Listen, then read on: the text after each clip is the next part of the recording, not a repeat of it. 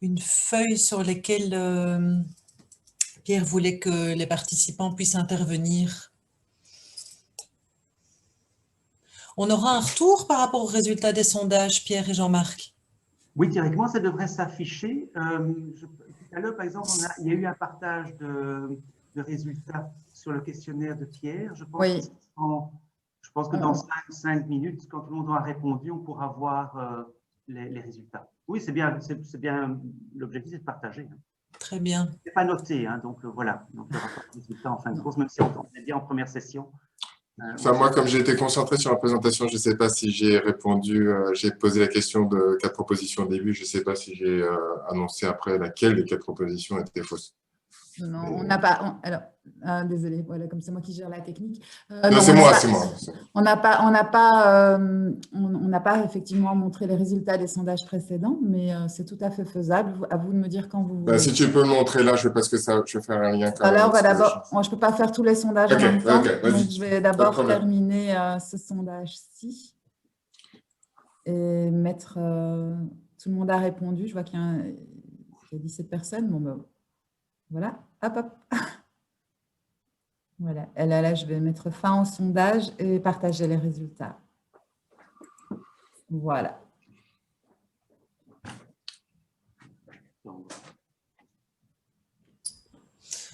Alors, il y a quand même 20% du sondage qui pose la question du risque de brèche au niveau du secret professionnel pour le réseau santé bruxellois. Et au niveau de l'intelligence artificielle, il y a pas mal de 65%, mais tout le monde n'a pas voté, hein, ont l'idée que ça peut constituer une aide dans la pratique. C'est vrai qu'on est d'accord que ça peut constituer un risque de brèche de secret professionnel. Le risque, il est effectivement, alors on ne va pas s'en cacher, dès qu'on utilise une technologie, il y a un risque. C'est ça. Le risque de 0% est absolument inenvisageable. Mais je vais dire qu'il est peut-être moins risqué d'utiliser un réseau électronique sécurisé que des armoires dans un local qui n'est pas fermé.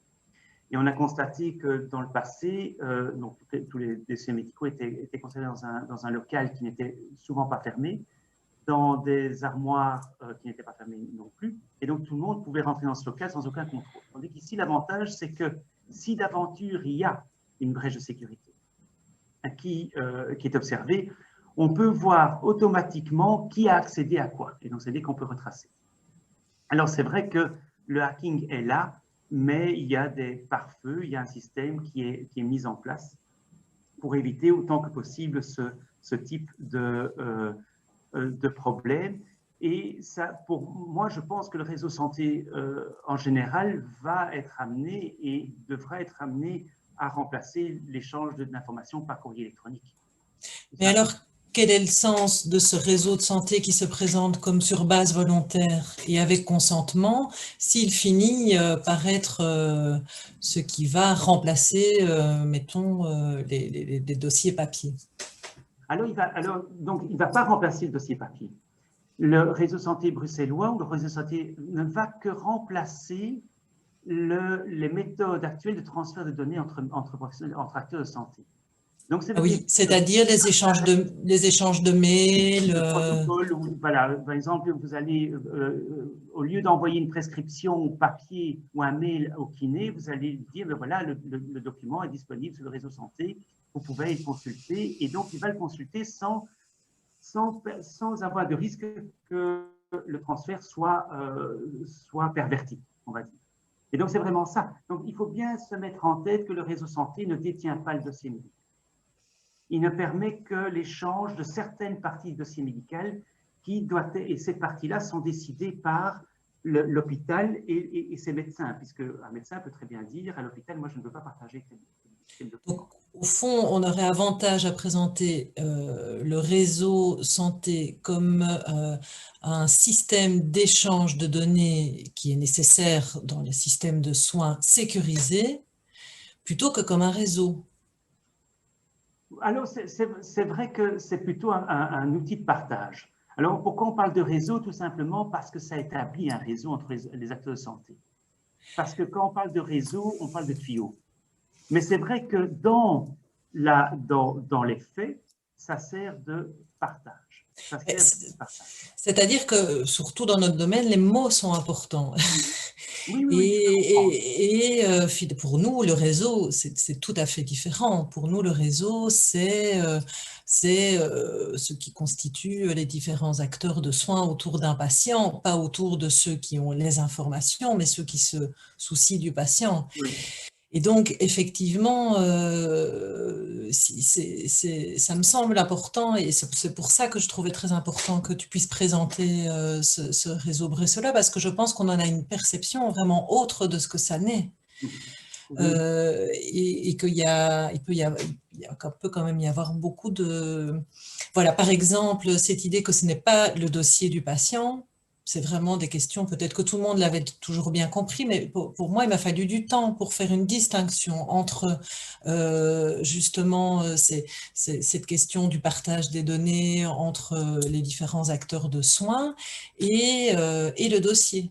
À partir du moment où je comprends que finalement le dossier reste chez le médecin généraliste, par exemple, et qu'il y a juste un système sécurisé qui permet d'échanger une radio, quelque chose, un rapport éventuellement, etc., d'une manière beaucoup plus sécurisée, enfin, voilà, ça permet quand même alors de comprendre les choses autrement et surtout de l'expliquer aux patients autrement. Parce que... Oui, absolument. Oui, je pense que le terme réseau, ici, quand on parle de réseau, ce n'est pas un réseau au sens où vous l'entendez, vous, c'est un réseau informatique, en fait.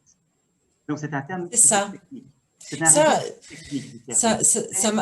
Dans un point de vue, si on utilise un langage que vous utilisez, c'est de dire, ben, c'est vraiment un réseau, c'est vraiment un système une aide au partage, une aide au partage. C'est ça. C'est vraiment ça. C'est que le réseau va aider les acteurs de santé à partager des données entre eux.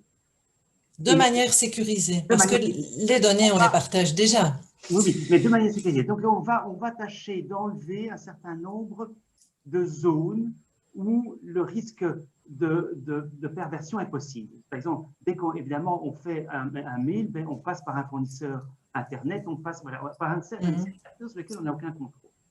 Tandis que le réseau santé en général va servir, lui, d'enlever tous ces différents acteurs pour finalement rester l'unique acteur qui, finalement, ne met en place que les tuyauteries sans avoir aucune autorité dans le choix des documents. C'est d'autant plus vrai pour revenir au concept, et c'est vrai que j'ai oublié de vous le mentionner, au sens du RGPD, le réseau santé bruxellois, comme le réseau santé wallon, est un sous-traitant de l'acteur de santé. Donc, ça veut dire que le réseau santé bruxellois, le réseau santé wallon, ne fait que répondre aux injonctions des acteurs de santé. Si l'acteur de santé dit « moi, je ne veux plus partager ceci », le réseau santé bruxellois n'a pas à discuter. On met en œuvre, on arrête le partage.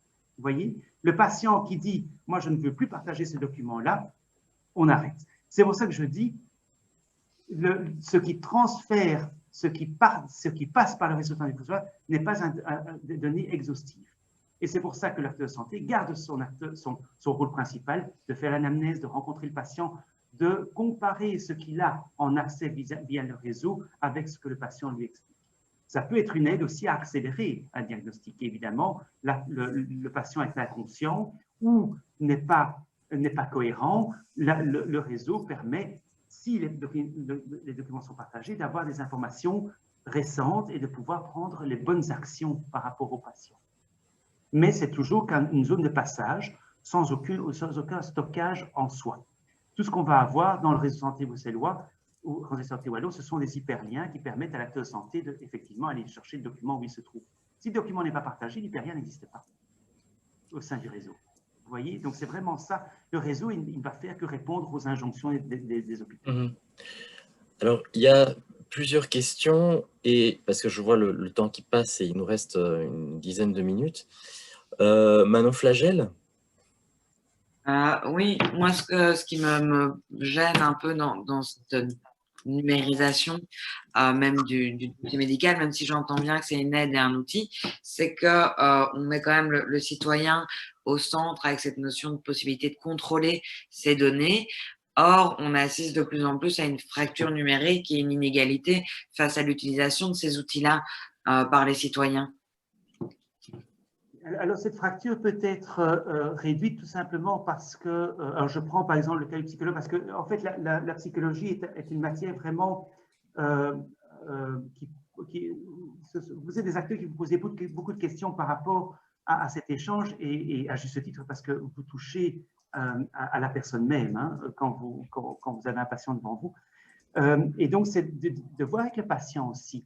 Alors, soit vous êtes dans une exception thérapeutique et vous dites, moi, je ne partage rien parce que je n'ai pas envie que le patient ait accès à ces données-là sans passer par moi. Et donc, vous dites, moi, acteur de santé, et là, le patient n'a rien à dire parce que légalement, vous pouvez mettre des freins au partage.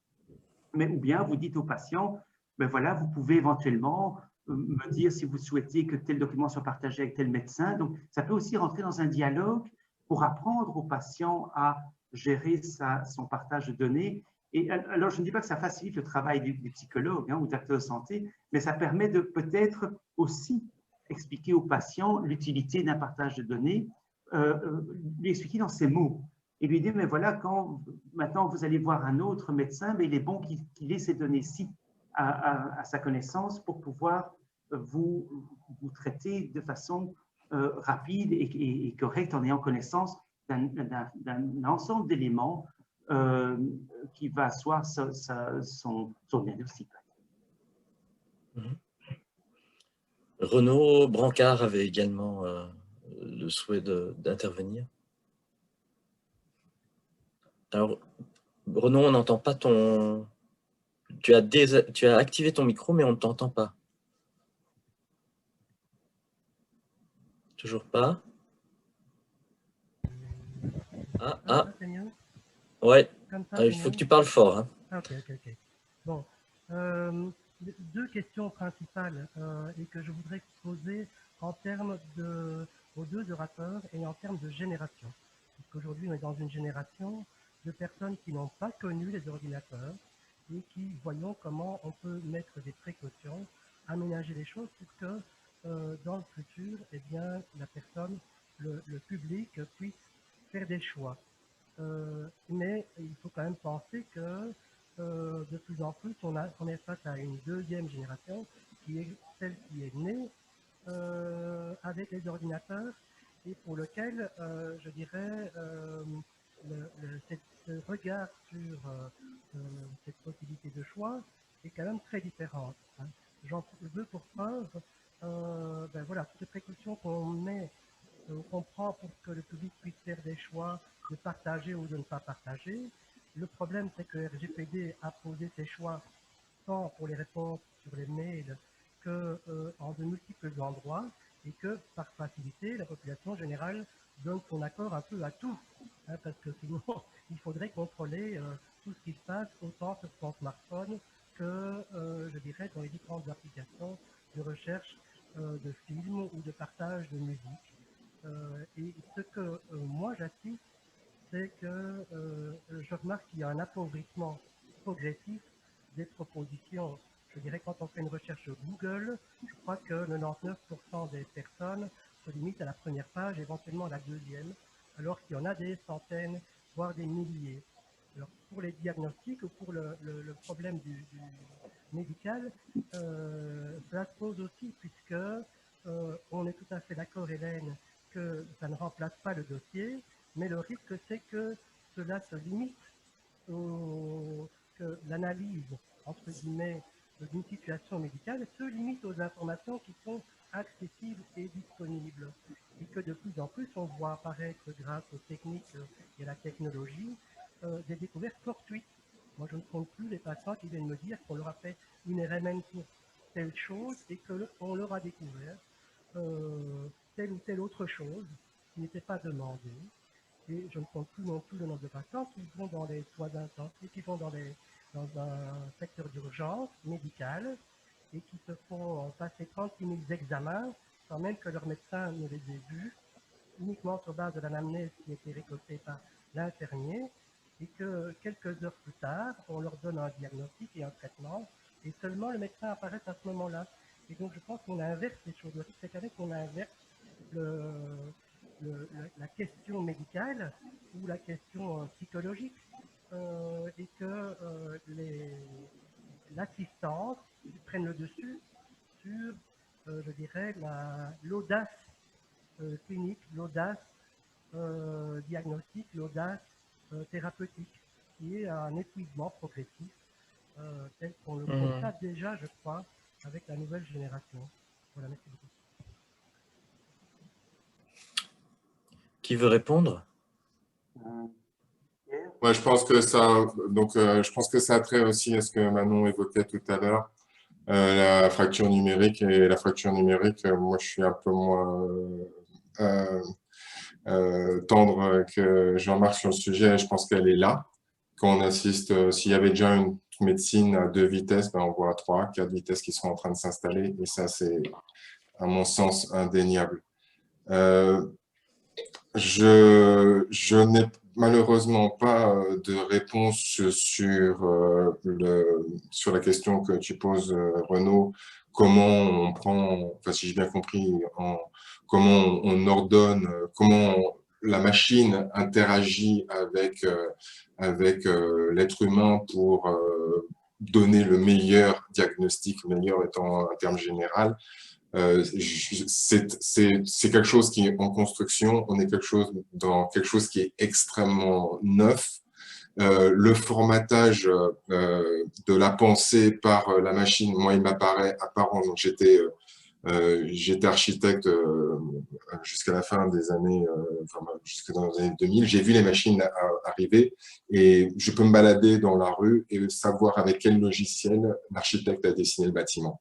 Pas tous les jours, mais il y a eu toute une époque entre 2005 et 2010 où est sorti tout un tas de bâtiments qui correspondaient à des possibilités que les logiciels offraient de dessiner qu'on n'avait pas avant. Donc ça, tout ceci a forcément un impact. Donc, tout ce que je dis n'est pas réjouissant.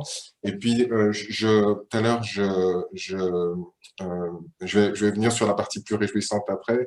Jean-Marc évoquait en début d'exposer la question de l'arrière-boutique et de la boutique. Donc, moi, j'avais posé quatre questions concernant 4 propositions. Il n'y en avait qu'une seule juste pour répondre à la question beaucoup plus tard, mais il n'y avait qu'une seule proposition qui était fausse, c'était Amazon. Amazon n'a pas racheté CVS, c'est très intéressant. Donc, voilà. Amazon n'a pas racheté CVS, pardon, n'a pas racheté Aetna, c'est CVS qui était le carrefour des pharmacies qui a racheté Aetna parce qu'ils avaient peur d'Amazon et que c'était leur seule solution de s'en sortir. Et ça, c'est un truc que j'ai proposé il y a 4 ans. Si je devais écrire aujourd'hui, la question, ça serait pas est-ce que Amazon va racheter Aetna, c'est est-ce que Google va racheter Novartis. Et si Google ne rachète pas Novartis, c'est juste parce que ça leur ferait perdre de l'argent. C'est-à-dire qu'en termes d'utilisation de leurs ressources, ça serait moins actif que de contrôler ce qu'ils contrôlent. La question, donc je reviens à la question de l'arrière-boutique et la boutique, la question de l'orientation sexuelle. Donc c'est un prof de psychologie de Stanford qui a lancé cette expérience pour vérifier que il pensait que c'était pas possible. Il se trouve que c'est possible. C'est possible sur la base de photos qu'ils ont téléchargées, enfin auxquelles ils ont eu accès, qui étaient sur un site gay. Hommes blancs, donc ça concerne essentiellement des hommes gays blancs. La question du gaydar, quand il s'agit d'individus, personne n'a un gaydar, donc on sait statistiquement qu'on lance une pièce en l'air, personne n'est capable de savoir si quelqu'un est gay ou pas. Par contre, une machine, sur la base d'une photo, est capable dans 70% des cas de savoir qu'il s'agit d'un homosexuel blanc. Je sais que, juste faut pas me croire, faut aller chercher sur Internet, je mettrai les ressources si vous voulez, ça a été discuté promptement. Et si on dispose de 4 ou 5 photos, le taux monte à 91% de certitude. Alors ça concerne une population de mâles blancs homosexuels, c'est plus difficile avec d'autres. Donc, la question de la vie privée, arrière-boutique, boutique, ça, pour moi, c'est une révolution fondamentale. Autrefois, c'était clair sur la tête des gens que c'était, vous aviez un entretien, que c'était une femme, un noir, là, c'est le grand système égalitaire. Tout le monde sera reconnu d'avance. Et si on sait ce que si on sait ce que les Américains font, ce que les Chinois font aujourd'hui, il n'y a pas de limite. Et c'est là où il y a une discussion théorique, philosophique entre Jean-Marc et moi. Jean-Marc, pour moi, c'est extrêmement important d'avoir des lois parce que ça donne un cadre de fonctionnement. Les gens qui font dans la technologie, ils sont 10 ans avant toutes les technologies. Le RGPD, à mon sens, est un leurre total. Toutes les grosses sociétés passent haut la main le RGPD sans problème. Ça ne bloque que les petits joueurs. Donc, c'est une barrière à l'entrée et à l'évolution du système. Je n'ai pas la solution. Moi, je suis juste là pour évoquer des problèmes avec vous et faire que quand vous regardez des solutions, c'est compliqué. Et puis, je vais m'arrêter après un dernier truc. Donc, on a beaucoup évoqué les machines. J'ai pas beaucoup plus confiance dans les êtres humains. Donc, on parle de cette boîte noire. Lequel d'entre vous sait que quand il appuie le bouton de l'électricité, que derrière, il y a les équations de Maxwell sur l'électricité. Ça fait 150 ans que plus personne ne se pose cette question. On a qui sait comment fonctionne un IRM? Il y a plein de boîtes noires tout autour de nous dont on ne se préoccupe absolument jamais. Ça ne veut pas dire que ce n'est pas important. C'est juste qu'il faut avoir conscience de ses limites et de ce qu'on a. Et pour en terminer avec la question des dossiers médicalisés, ça pose la question fondamentale pour moi de la responsabilité. Je reviens à la question de la fracture numérique, c'est qui est responsable du dossier? Le patient on dit au patient, tu vas être en charge de ton dossier, alors qu'il a peu de maîtrise du sujet informatique, à quoi il s'expose. Donc, c'est comme je fais des liens avec le RGPD. Qui d'entre nous aujourd'hui arrive sur un site? Bon, moi, je le décoche systématiquement parce que j'ai du temps à perdre. Mais qui d'entre nous va faire ça systématiquement? Donc, à la fin, on dit oui, c'est bon. Et puis, on ne se préoccupe pas. Donc, moi, je vois la situation avec des patients. Ça me paraît difficilement tenable. C'est compliqué. Et c'est pour ça que je trouve que cette conversation aujourd'hui est extrêmement importante parce que plus de gens s'emparent de la question, s'interrogent. C'est des matières qui sont accessibles. Moi, j'ai essayé de vous donner une vue, mais si vous allez sur Internet, vous allez trouver des réponses rapidement. Et je m'arrête là parce que je ne veux pas prendre plus de votre temps. Merci. Alors, il y avait encore 2 personnes qui souhaitaient intervenir. En tout cas, Nathalie Cobo et Geneviève, je ne sais pas si Geneviève Monin, tu avais levé la main, mais est-ce que tu veux aussi? Oui. Mais, ok. Il faudra que tu remettes le micro le moment opportun parce que je ne t'ai pas entendu, mais c'est pas grave. La parole peut-être d'abord à Madame Cobo. Oui. Bonjour, donc je suis journaliste pour l'ASBL Questions Santé et on a travaillé à un dossier thématique qui va paraître incessamment sous peu, donc début février, sur la santé numérique et le numérique plutôt en social santé. Et il y avait notamment un article que j'ai traité en interviewant la LUS concernant justement le dossier médical informatisé. Je me posais quand même la question, parce que vous parlez effectivement de réseau en tant que vecteur de communication, d'information ou de protocole ou encore de radio ou autre, mais se trouve quand même sur ce dossier médical informatisé une série d'informations, notamment dans le SUMER, où le médecin généraliste qui est notamment celui qui va un petit peu coordonner ces informations dans le dossier médical informatisé, après bien sûr avoir recueilli le consentement du patient pour le créer. Il va y mettre quand même toute une série d'informations, notamment sur les médicaments que vous prenez, sur la vaccination. On retrouve aussi sur le dossier médical informatisé, effectivement, certains protocoles, certaines prises de sang. Alors effectivement, le patient a la possibilité effectivement de gérer aussi l'accès, etc. Mais par ailleurs, les informations recueillies montrent qu'à Bruxelles notamment, il y a un nombre important de personnes qui ont donné leur consentement pour créer un dossier médical informatisé. Mais par contre, j'ai interviewé le réseau bruxellois, le réseau santé bruxellois, qui parle d'un nombre infinitésimal de consultations de ces dossiers médicaux informatisés par les patients eux-mêmes, alors qu'on parle par ailleurs du fait que ça va pouvoir autonomiser le patient. Moi, je me pose effectivement, comme vous l'avez soulevé, la question du consentement par rapport à la création de ce dossier. Et puis, aussi de cette, quand même, constitution d'un dossier, parce que pour moi, ce n'est pas sans doute uniquement une possibilité de communication entre patients, et aussi, comme vous le disiez, le fait que les médecins décident ou non de remplir ce dossier médical informatisé, et donc on va se retrouver probablement avec, comme ça l'est déjà, hein, avec les dossiers papier, mais un dossier médical informatisé qui soi-disant serait complet, mais qui ne l'est absolument pas. Donc voilà, je ne sais pas comment vous réagissez. Alors, en fait, je pense qu'il y a une confusion dans les termes. On n'a pas de dossier médical informatisé sur le réseau santé bruxellois. On a un flux de documents qui sont partagés. Ce qui veut dire que le dossier médical informatisé est un concept totalement indépendant du réseau de santé.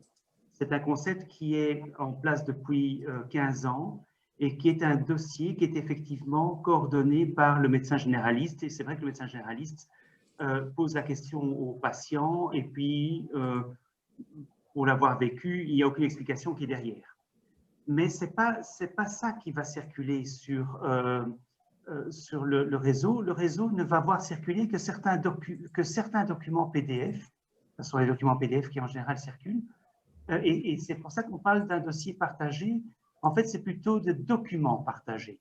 Et donc, ça veut dire que ces documents vont être en fait des extractions du dossier médical, tout simplement.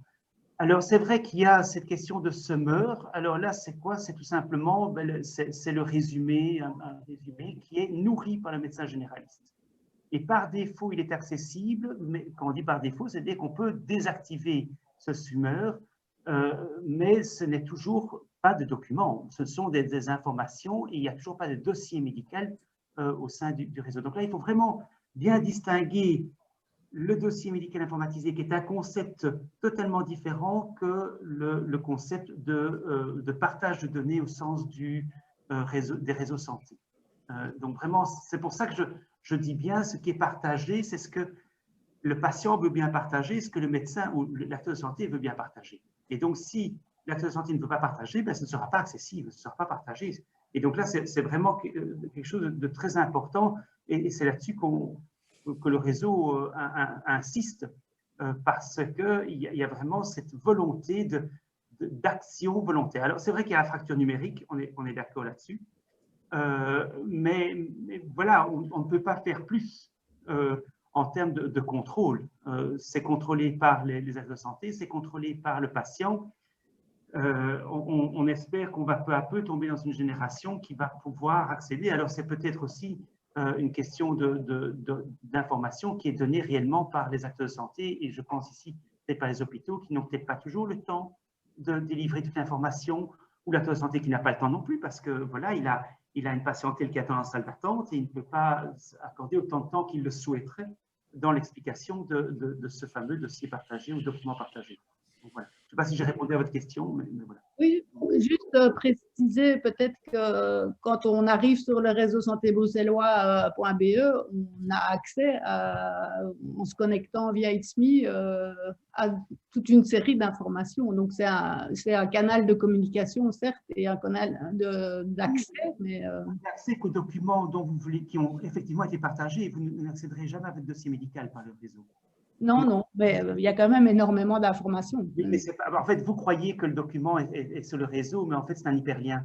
C'est tout simplement vous cliquez sur l'hyperlien qui vous redirige vers l'hôpital. Donc, voilà. OK. Merci en tout cas. Pas de problème. Geneviève? Oui, j'hésitais à poser ma question parce qu'au fur et à mesure, ça s'éclaircit un petit peu. Il n'empêche que on serait protégé en Europe par le RGPD, mais quand même, est-ce que ce n'est pas une illusion à long terme? Et alors, en question tout à fait pratique, il est quand même le hiatus entre la loi relative à la qualité des soins de santé et ce dossier. Est-ce qu'on n'est pas obligé quand même de remplir certains items?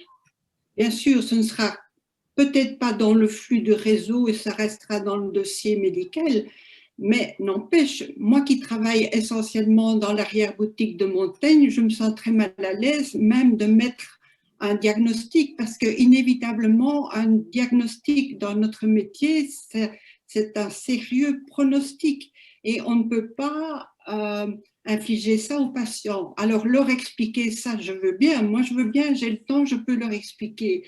Mais il faudrait faire une information vraiment importante avant de lancer ce flux. Est-ce que j'arrive à me faire comprendre? Partagé. À ce moment-là, si vous considérez que ce document-là n'a pas à être partagé, il va effectivement figurer dans le dossier médical parce que vous avez un dossier médical, mais il ne va pas être partagé sur le réseau. Alors, ce que vous soulevez peut-être, ce qui est sous-jacent à la question, c'est plutôt l'aspect des hôpitaux. C'est vrai que les hôpitaux, la décision de partager, ou en tout cas d'inscrire l'hôpital sur le réseau, ça appartient au médecin-chef, au directeur médical. Et donc, ça veut dire qu'il doit y avoir une discussion entre le conseil médical et la direction quant à l'opportunité de mettre certains types de documents en partage ou pas. Et certains hôpitaux ont fait le choix, par exemple, que tout ce qui est psychiatrique et psychologique et tout n'est pas partagé. Donc voilà, ce sont des choix qui sont faits en amont, mais ça doit être… Et ça, je pense que c'est aussi le rôle du conseil médical, d'intervenir et de dire, attendez, il y a un partage qui est possible, mais certains documents, par défaut, ne sont pas partagés. Mais là, ce n'est pas le réseau, et c'est là qu'on voit que le réseau n'a aucune action là-dessus. Le réseau, il ne fait que recevoir l'eau, et dispatche l'eau où il faut. C'est la tour d'eau, c'est la citerne d'eau, et on répartit l'eau où il faut la répartir parce qu'on a eu l'ordre de le faire.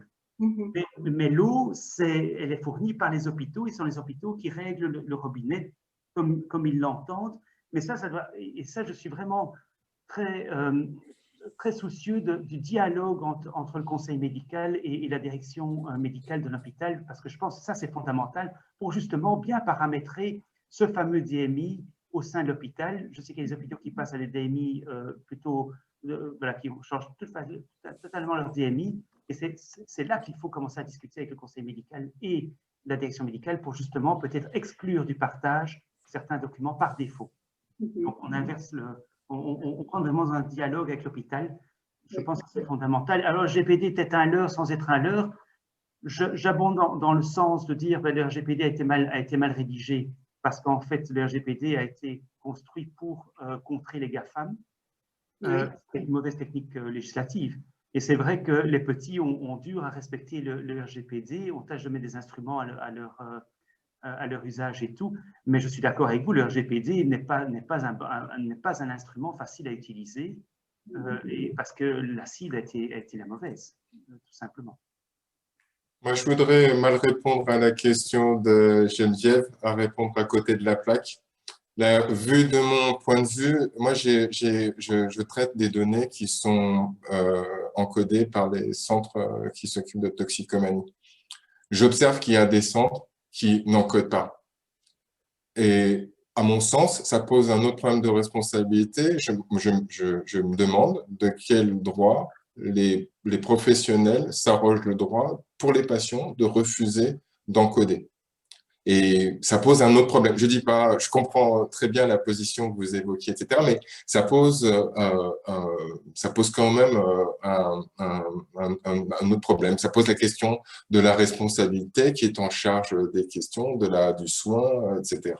Et quand on parle d'autonomisation des patients, voilà, pour moi, ça évoque d'autres choses, sans parler du fait qu'il faut aussi comprendre que moi, je travaille avec certains centres dont les missions sont de s'occuper d'un certain type de patientèle.